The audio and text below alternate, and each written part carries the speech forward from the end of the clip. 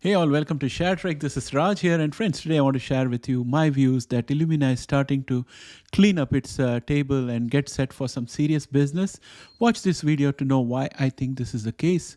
So, and another thing to keep in mind is that on Tuesday they are going to have their quarterly results. Of course, that's going to make a lot of impact on where the price action goes. So let's get started.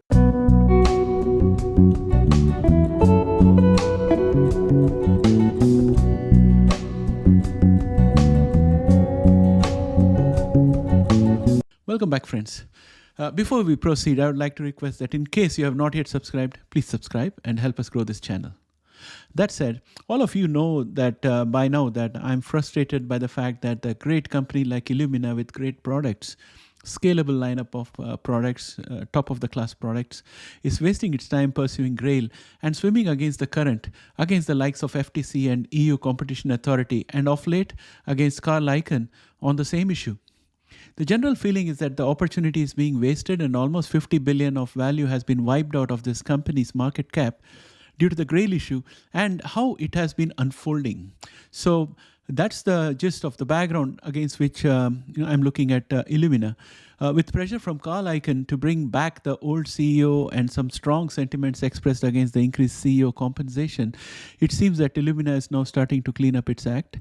I would say so because we now have a deadline of May 25 midnight to select the board of directors. And of course, there is Carl Icahn looking for 3 nominees to the board.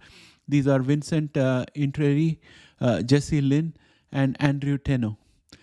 Who have each at one time held senior positions within Icahn's constellation of funds and businesses. Carl has also named 3 replacements in the executive level, and these are CEO Francis D'Souza. He wants to get the previous CEO Flatley back in, and he wants Chair John Thompson to be replaced, and also the governance committee head Robert Epstein to be replaced. I don't have the names whom he has proposed, but shareholders would already have that information on notices sent to them. Also, earlier this week, as I informed you, the appeals court has fast-tracked Illumina's appeal against the FTC, despite the fact that FTC was saying that they need more time to prepare their case against Illumina. So Illumina has had a win out there, and that's in their favor. And also the general trajectory is instead of delay, it's like expedite. So that's a quite positive outcome that I see here. Illumina has told shareholders that Grail plans to launch a separate DNA test this year for minimal residue disease, which will help spot the early signs of tumor recurrence in bloodstream. The company said Grail's Gallery alone would become a major player in an estimated 44 billion market for multi-cancer screening tests. This, in my opinion, is a message to reassure the shareholders that their focus still remains firmly on their business while all this other drama is going on. On the other hand, just think about this question from Carl Icahn.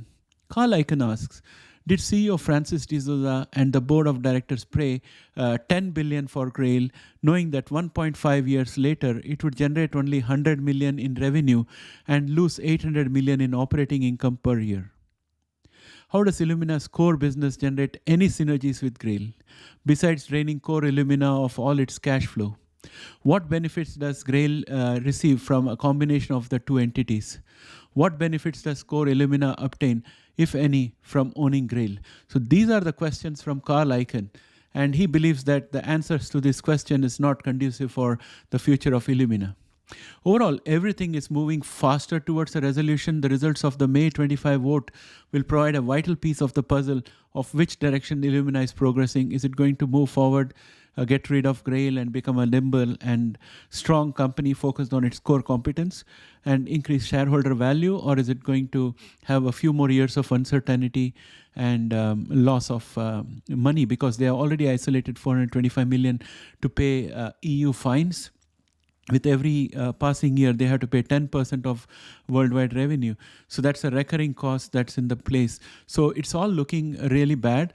And meanwhile, Illumina is set to report on Tuesday, April 2025, and the EPS is expected to be 0.006 cents and revenue at 1.066 billion. A good part of the price action next week for Illumina will depend on what Illumina reports against these expectations. Here's to hoping for the best in Illumina. And that's all for now. I'll catch up with you again later. Bye for now.